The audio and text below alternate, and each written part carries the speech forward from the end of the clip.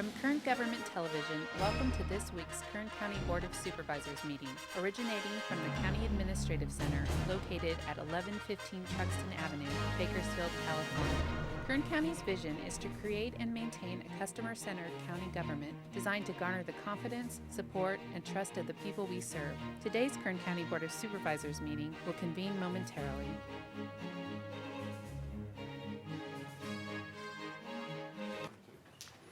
Okay, board to reconvene.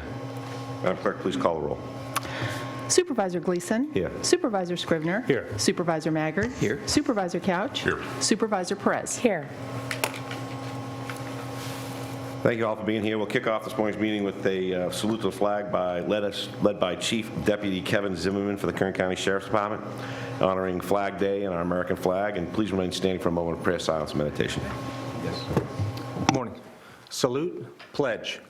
I pledge allegiance to the flag of the United States of America and to the republic for which it stands, one nation, under God, indivisible, with liberty and justice for all.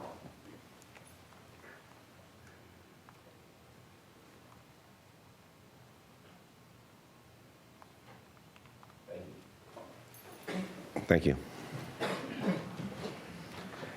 Thank you, Chief. Appreciate it. There are agendas in the back of the room. Please help yourself to one, and we're going to go through it. And we'll start off with the consent agenda. All items listed with a CA above the item number are considered to be routine and non-controversial by county staff. Consent items will be considered first and may be approved by one motion if no member of the board or audience wishes to comment or ask questions. If comment or discussions are desired by anybody, the item will be removed from the consent agenda and will be considered in listed sequence with an opportunity for any member of the public to address the board concerning the item before action is taken. So going through agenda, items under resolutions, proclamations, items 1 and 2, appointments 3 and 4, departmental requests on the assessor recorder, items 7, 9, 10, and 11. Child support services are 12 through 14. Item number 15 will be withdrawn by the department and will not be considered today. Clerk of the Board, item 16, County Council 17 and 18, District Attorneys 19, Fire Department has nothing, Human Services 22 through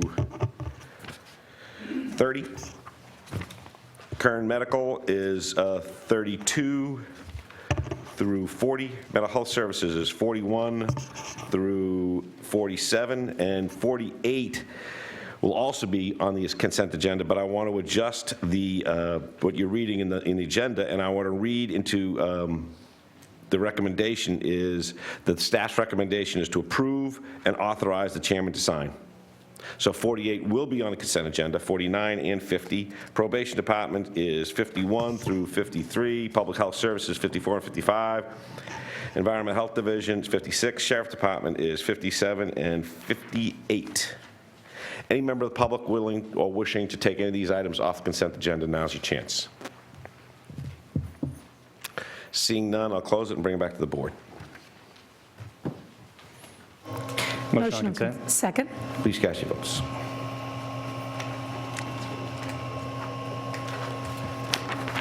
Mr. Couch. Motion is approved. All ayes. Thank you. Brings us to public presentations. This portion of the meeting is reserved for persons who address the board on any matter not on the agenda, but under the jurisdiction of the board. The board members may respond briefly to statements made or questions posed. They may ask questions for clarification, make referral to staff for factual information or staff requests to get back to the board at a later meeting. Speakers are limited to 2 minutes. Please state and spell your name before making the presentation. Anybody wishing to take advantage of public presentations?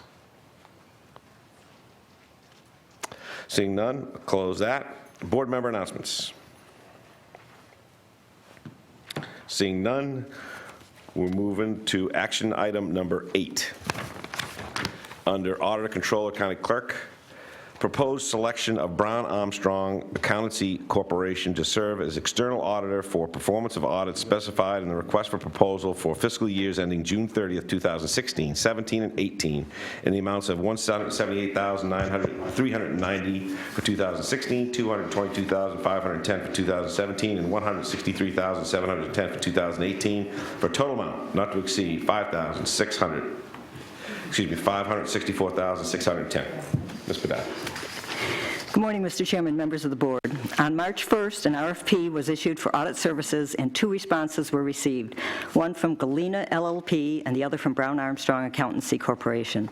The 5-member RFP evaluation committee consisted of representatives from the Auditor Controller's Office, Treasurer Tax Collector's Office, and the County Administrative Office. The evaluation committee reviewed and evaluated the information in each proposal using criteria set forth in the RFP. Both firms were considered highly qualified. Galena's proposal was approximately 7% lower in cost than Brown Armstrong's, amounting to a little less than $40,000 over the 3-year life of the contract. However, other factors considered by the committee members included such things as the proposer's approach to the project and the proposer's experience in similar projects. While Galena has audited many other counties, most are much smaller than Kern. The largest county audited by Galena was Monterey at approximately half the population of Kern. On the other hand, Brown Armstrong has audited not only Kern, but Fresno and Riverside counties as well. And finally, your board has a policy of including a local vendor preference in the scoring mechanism. With all these factors taken into account, the committee unanimously recommended the selection of Brown Armstrong to serve as external auditor for 2016, 2017, and 2018. That concludes my remarks, and we're available to answer any questions you may have, as is Brown Armstrong. Thank you, Ms. Bedard. Anyone in the public wishing to make comment on this recommendation? Seeing none, we'll close the public hearing, bring it back to the board. Yes, Supervisor Maggard, please. Thank you, Mr. Chairman. Ms. Bedard, thank you for your recommendation. I move in favor of staff's recommendation that we approve this engagement. But could you explain to us, why is it that the middle year of the 3-year contract is so different than the other two? $178,000 versus $222,000 versus $163,000. Some of the audits are alternate year audits, so it just had to do with how they were budgeting for when they would be completing some of those audits. Just the timing of when they're up? Yes. Okay, thank you. I just thought that was interesting for the public to know. Thank you. My motion is to approve. Second. Please cast your votes. The motion is approved. All ayes. That'll bring us to item number 20 under District Attorney. Your microphone's not on. That brings us to item number 20 under District Attorney. Proposed approval of SoSource mid-year capital asset acquisition of a blood and urine analysis instrument and related supplies from Biotage containing non-standard terms and conditions in an amount not to exceed $60,635. Ms. Green. Thank you, Supervisor Gleason. This is a piece of equipment that is to replace an older piece of equipment at the lab. The current piece is over 10 years old, as are numerous items at the lab, pieces of equipment, but this particular piece is already failing. In preparation to replace it, the lab did an extensive review and research on what best to replace it with. There were certain pieces of equipment that ranged from $120,000 to $130,000 in price, quite a bit more, double the price of what they landed on in terms of this particular piece of equipment. In preparation for and knowing that we would need a more efficient equipment to do what this does, which is that prepares the blood and urines for confirmation in the lab, they did not renew the contract to the service contract, which was $22,000 a year. So there was that savings. The new service contract on this piece of equipment is $5,000 to $6,000 a year. So it will not only be more efficient, it will process more samples, but it also, in the long run, will cost less. So we're asking the board to approve this amount so that we can transfer it and purchase this piece of equipment. And I'd be happy to answer any questions. Thank you, Ms. Green. If you'd grab a seat, maybe we'll have some fire. We'll see. Thank you. Open up to the public for comment. Any thoughts? Seeing none, I'll bring it back to the board. Motion to approve. Second. Please cast your votes. The motion is approved. All ayes. Thank you, Ms. Green. Next up is Fire Department. Update on enforcement activities related to the use and possession of illegal fireworks. Chief. Good morning, Chairman Gleason, members of the board. Today, I'm going to give you an update on our enforcement activities from 2015 and where we are going in this July 4th holiday season. You light it, we ride it. That was our campaign tagline that we came up with, and we have saturated the County of Kern with this tagline, trying to educate our citizens on what is legal, what is not legal, and how to safely use safe and sane fireworks where they're permitted. In the metropolitan area, we put up these signs that clearly stated illegal fireworks. If they're used, we're going to write you an administrative citation of $1,500 for the use of illegal fireworks. In the wildland areas, all fireworks were prohibited, and this sign was put up to make sure everybody knew that no fireworks were allowed. So our campaign effort had many different aspects of it. We started with a press conference 30 days before the July 4th holiday period. We had all of our different agencies that we collaborate with at the press conference. We put up fire station signs with our tagline. We did advertisements in newspapers throughout the county. PSAs were saturated on television and radio. We purchased billboards in metropolitan Bakersfield, and we created a website. So our press conference, we had members of the Sheriff's Department, Animal Control, and a doctor from San Joaquin's Grossman Burn Center participating in an effort to get this message out. We also videotaped it and put it on our website. And just a note, this was the first time we used an American Sign Language contractor to help make sure that we covered everybody in Kern County. Fire station signs, we purchased signs and put them up at all of our fire stations. They have different, if it's in the metropolitan area, talks about illegal fireworks. If it's in the mountain areas, all fireworks are banned. Advertisements, we did purchase ad space in, like I said, newspapers throughout the county, especially in our wildland areas, to get that message out that if you used illegal fireworks and we caught you, we were going to write you a citation. Zero tolerance. This is an example of our billboards that we purchased throughout the metropolitan Bakersfield area. This is our website where we've put all of the critical information that people need to know, including a map where fireworks are legal, the safe and sane mark from the state fire marshal. So they have that, and we want to make sure it was clear to everybody what's legal, what's illegal, when you can use it, where you can use it. Last year, your board adopted 2 new ordinances to help in the enforcement of our illegal fireworks campaign. Plus, we instituted an emergency ban for fireworks in all county parks. The social host ordinance was very effective. It allows us to write a property owner. Basically, if they're hosting a party at their house and people are setting off illegal fireworks, we are going to cite the property owner. The county fireworks ban in county parks was very effective. There were 2 citations written in county parks last year.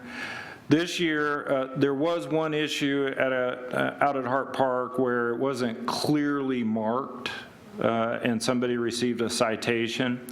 This year, we're partnering with the Parks Department. They're going to have electronic signs up And then we took and we have 12 new signs using our taglines of all fireworks are illegal.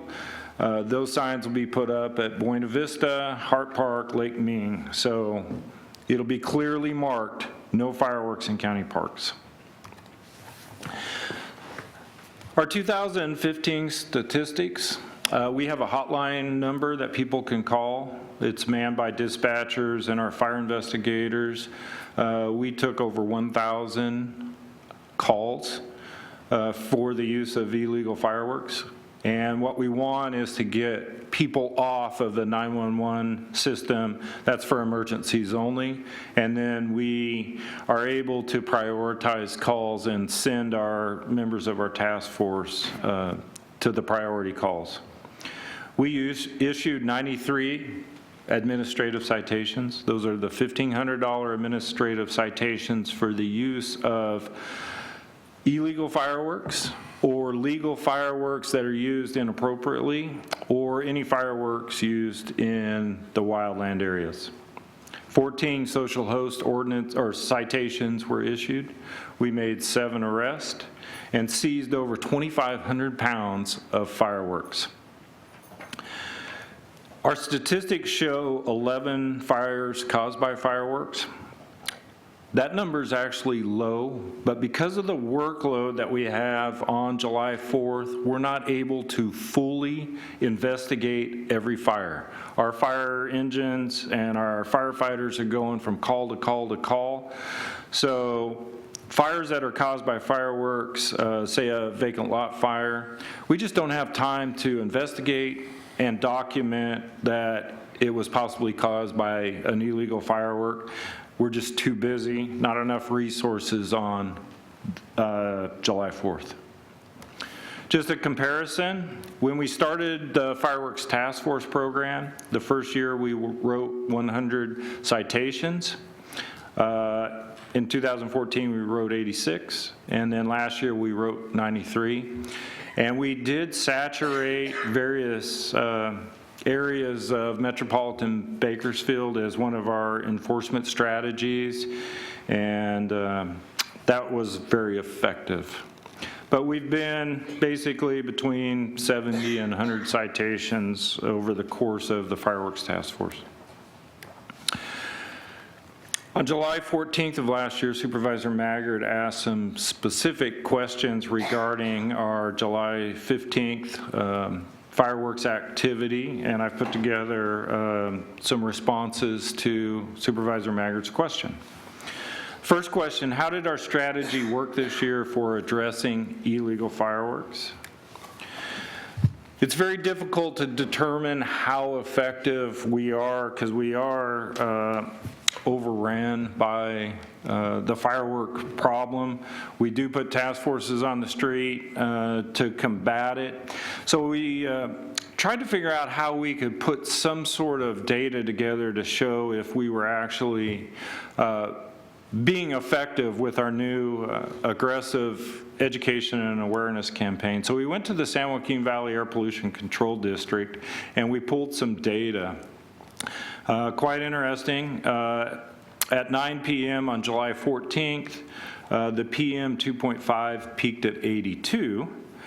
Well, on the same period, July 4th, 2015, the PM 2.5 peaked at 56.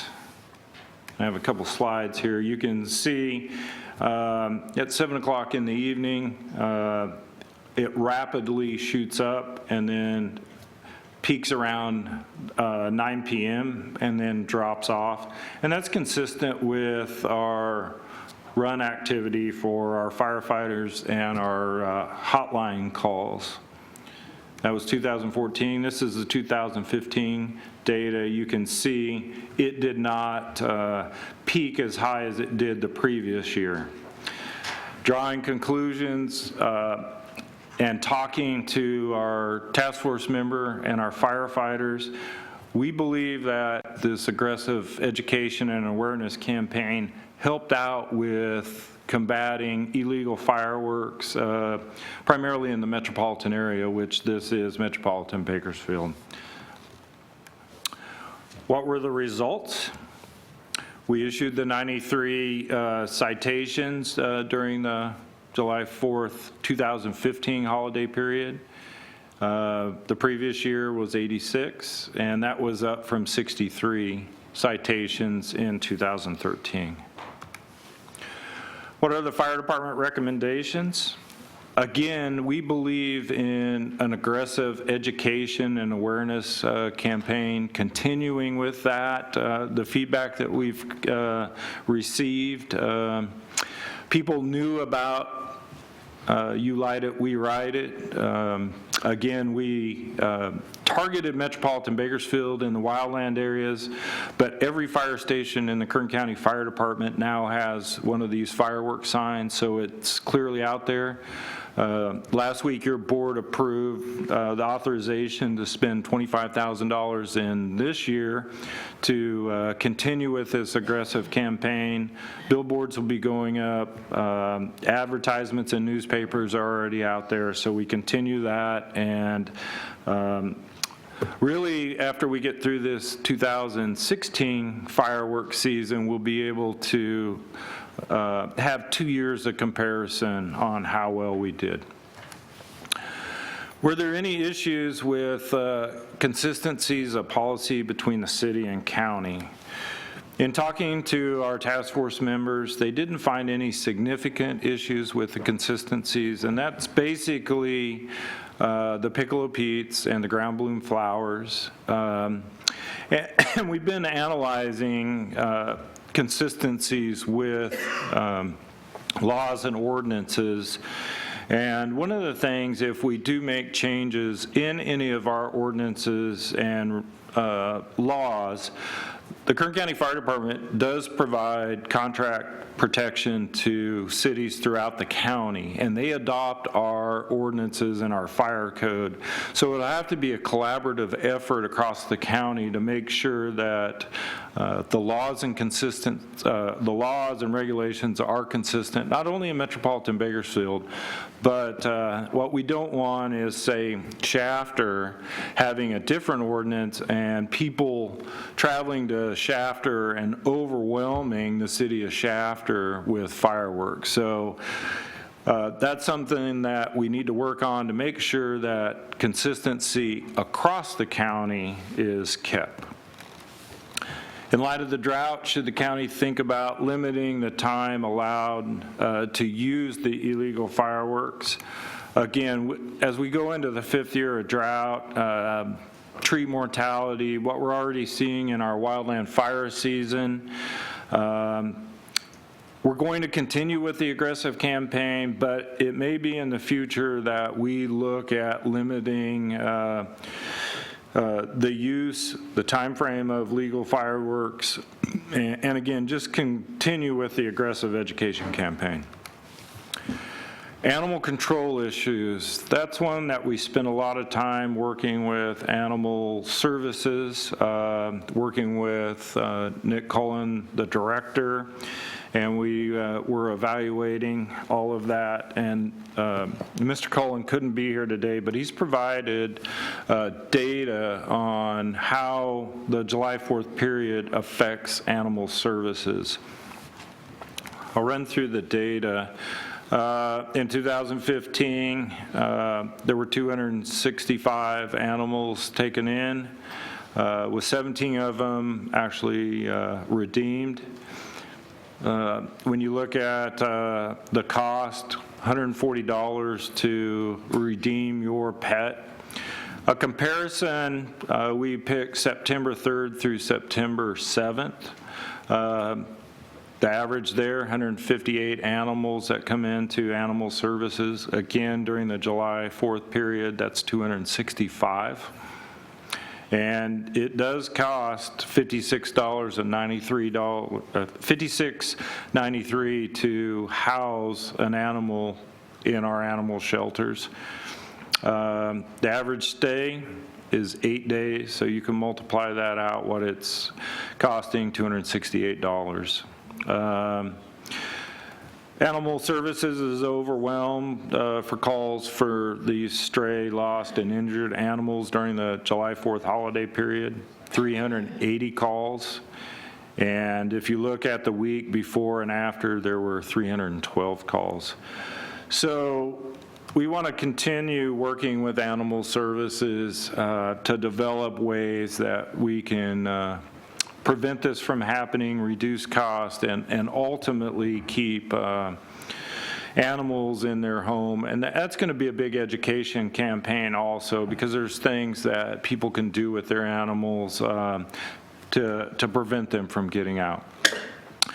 The next question asked by Supervisor Maggard was the state mandate to destroy fireworks and the lack of state compensation. Should the county also charge a fee to the vendors to help us recover our cost? This year, the state fire marshal did come to our fire investigation unit and took possession of over 6,000 pounds of fireworks that we had stored. The state fire marshal did receive funding from the governor to do this, and they've been doing this pickups with fire departments across the state. But it's unknown if this funding will continue, so we're going to have to address this because we don't have the financial resources to dispose of fireworks that we seize. So we will be bringing back some information to your board on what that's going to cost based on, what we seized this year. But based on 2,500 pounds on an average, that could be a substantial hit to the fire department's budget.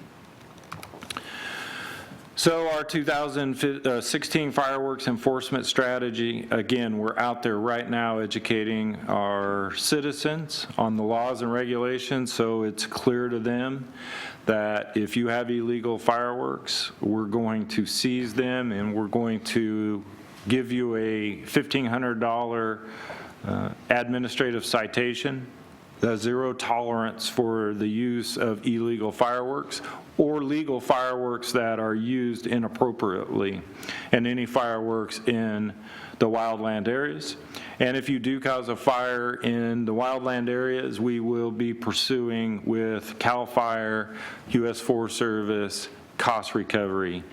And when you look at the cost of a wildland fire, air tankers, $10,000 for the drops, helicopters, bulldozers, and the resources. It's not uncommon for us on a significant wildland fire to spend $1 million a day.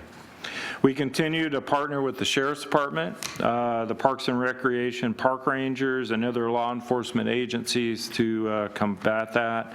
And that task force will be out there over the July 4th holiday again.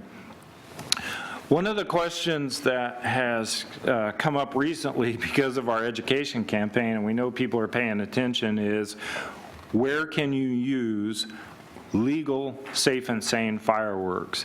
And basically it's in the valley floor. The high hazard fire areas begin basically up on Highway 33 in the northwest part of Kern County. The boundary runs down Highway 33 across Elk Hills Road and comes down around Highway 166 and the base of the mountains, and then skirts along the base of Tajon Ranch, the mouth of the canyon, and then across Highway 65 to the north. The valley area, safe and sane fireworks are permitted.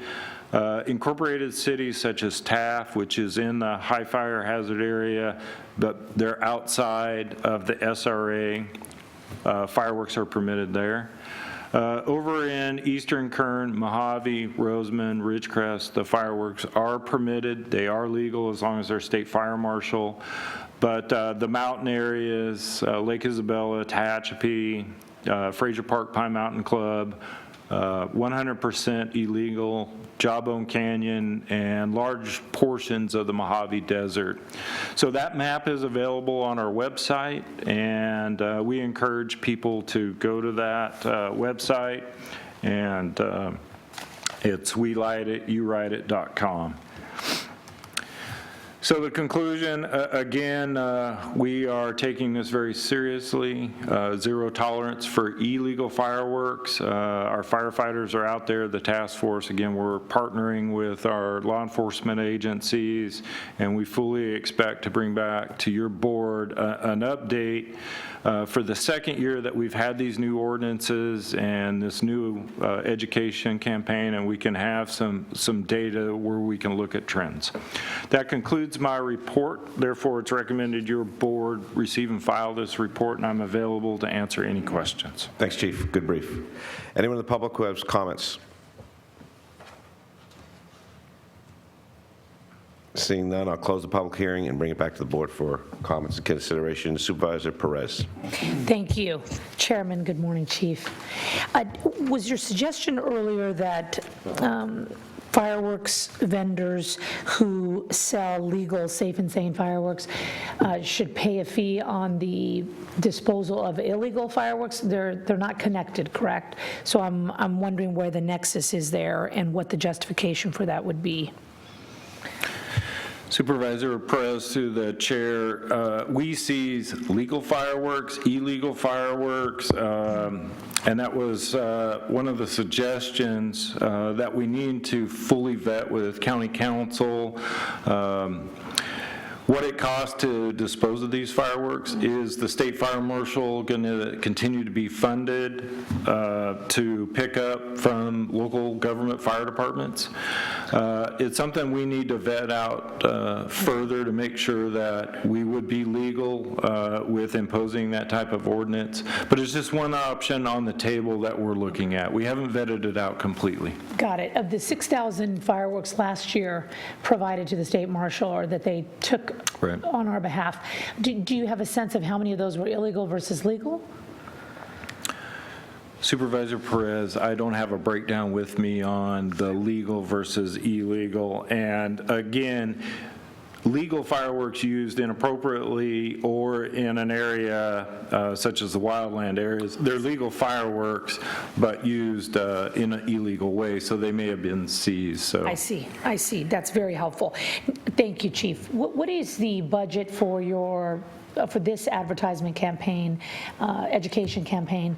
What is the budget for it? Has that remained steady through the last few years, and what do you anticipate that budget being moving forward?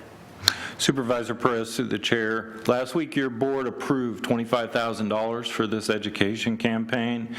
Most everything's been built as far as the fire station signs, our website, so that's pretty much static. We're purchasing advertisement time both in TV, radio, in newspapers, and renting the billboards, and then whatever else we need to do to get the information out. But we've built a lot of the program already. Again, it showed success last year. So what we envision is probably a $20,000 to $25,000 budget to continue this education campaign.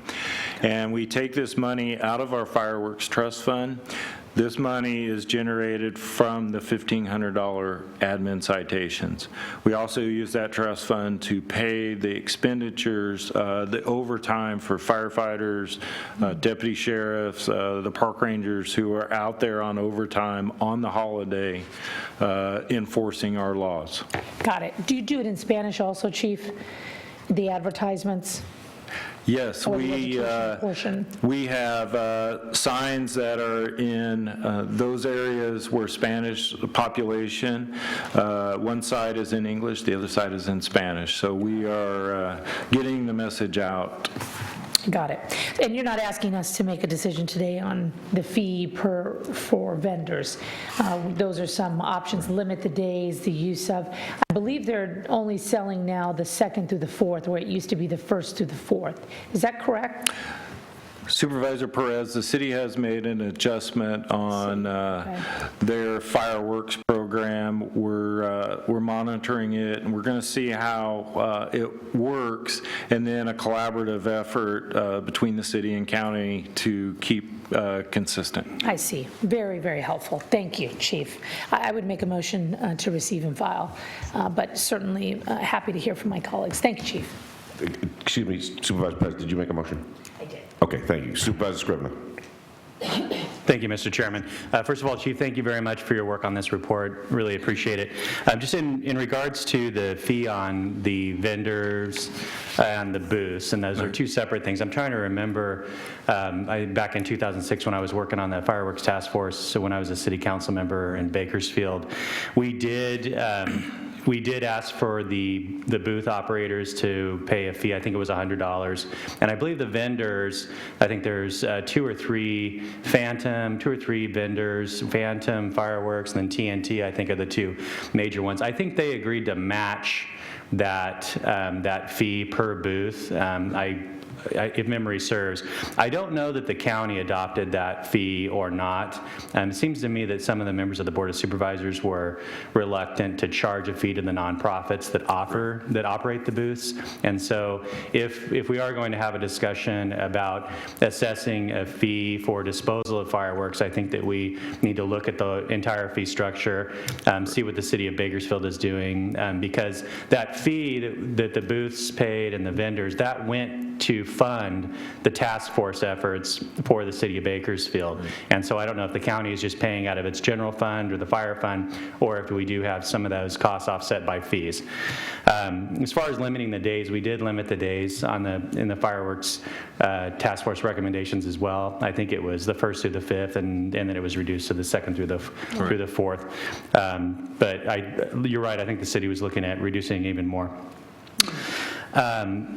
When we're looking at the data that you present to us, and you're looking at air quality data or calls for service, et cetera, I think you need to also make note of the day of the week that the 4th of July lands on. I think it was Saturday last year, Friday the year before. I believe it's Monday this year. And so I think it'd be important to try to for us to take into account how the day of the week that the 4th falls on would impact those numbers. It may have a significant impact or not, but if you're analyzing data and say, is our effort working, which I'm sure that it is, I think you need to take that into account.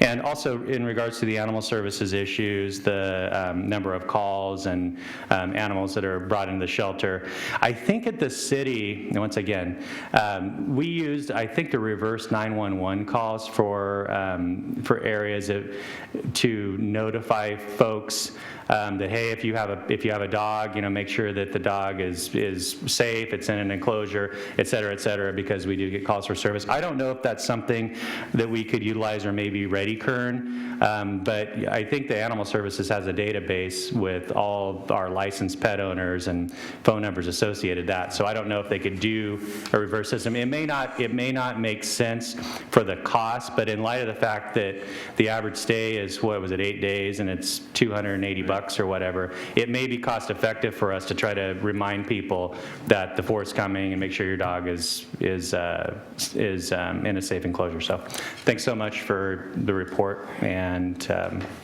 we'll see how it goes this year. Yeah. Supervisor Scrivener, through the chair, we do not use any fire fund, any general fund money on our enforcement activities. It's all citation money that we've collected through the admin citation that runs our education campaign, and it also pays for the salary for law enforcement and firefighters to participate in the task force. But as far as you know, there is no fee assessed on the booths or the vendors?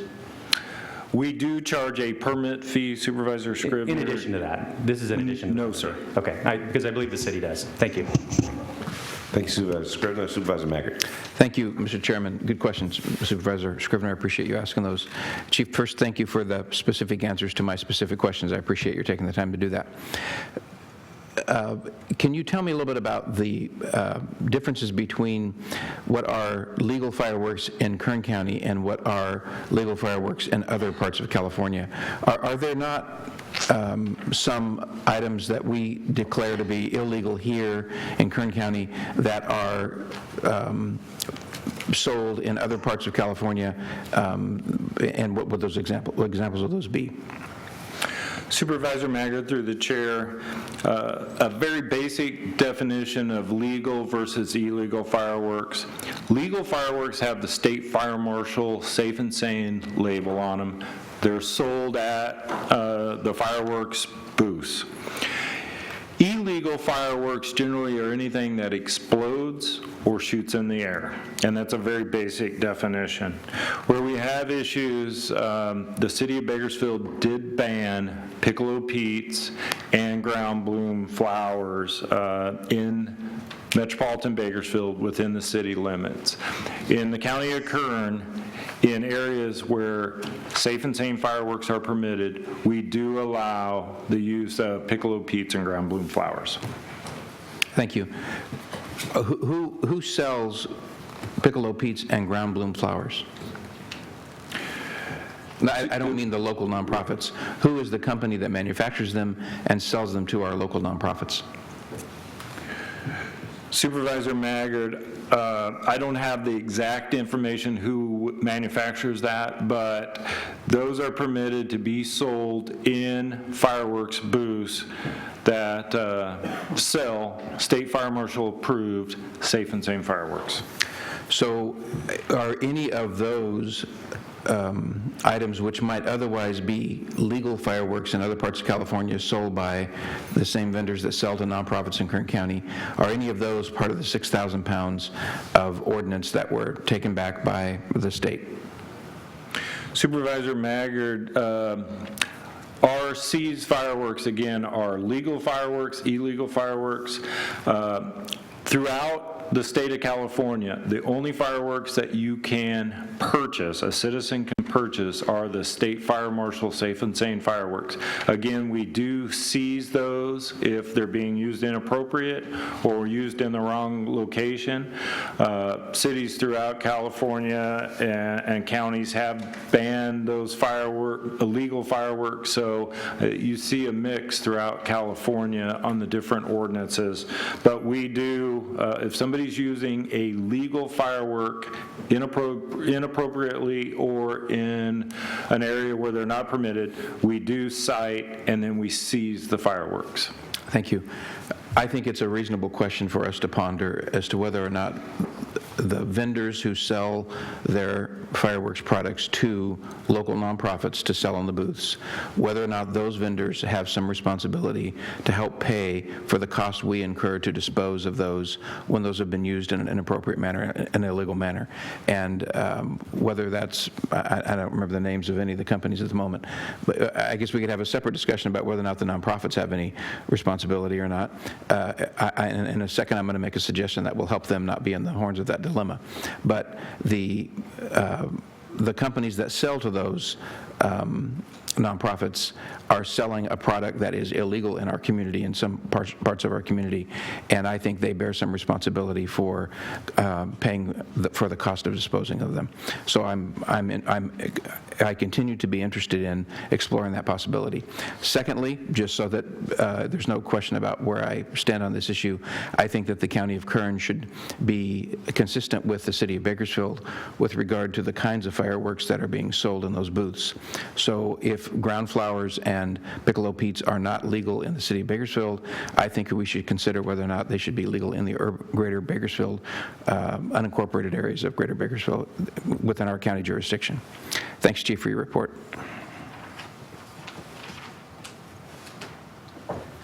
I'll offer a second to the motion to receive and file. We got a motion and a second. Please cast your votes. The motion is approved. All ayes. Next up, item number 31, update on Kern Medical Center's financial position for the period ending April 30, 2016. Mr. Cantu.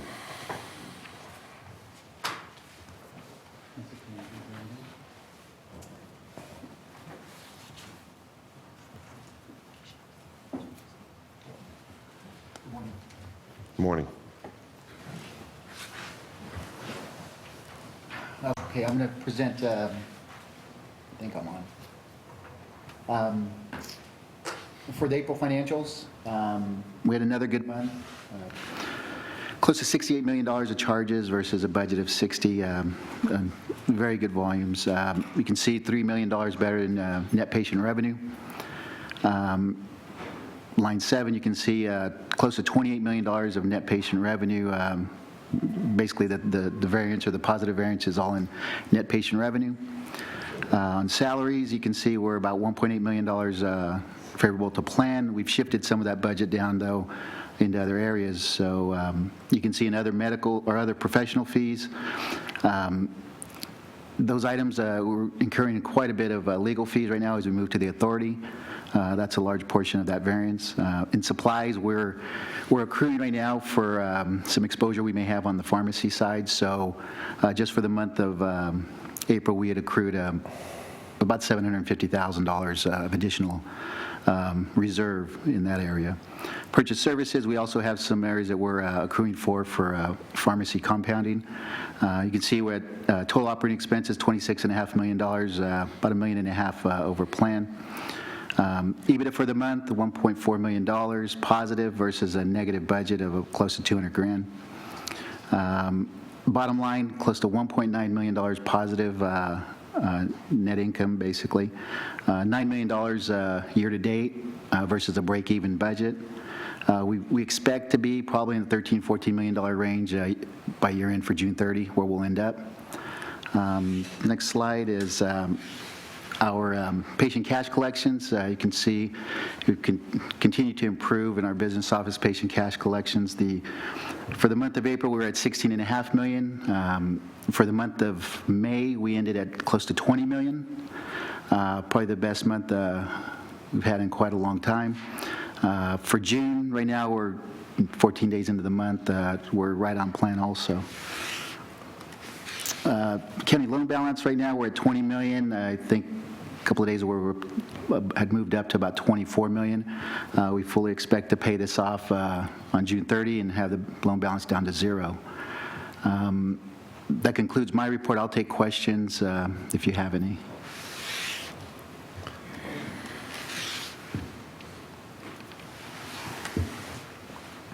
Thank you, Mr. Cantu. Open up for the public for comment. Okay, we'll close the public hearing and bring it back to the board. Supervisor Couch. Thank you, Mr. Chairman. Thank you very much for that report. This might be the last one you give us in your current capacity, and I just want to thank you for your hard work, and I'll make a motion to receive and file. Thank you. Second, I don't think he means you're going to lose your capacity. He just means you're going to be part of the health authority. I don't mean you be incapacitated. Motion is second, please cast. Motion is second, please cast your votes. Motion is approved, all ayes. Thank you, Mr. Cantu. Thank you. That brings us to the end of our morning session. We will adjourn to closed session.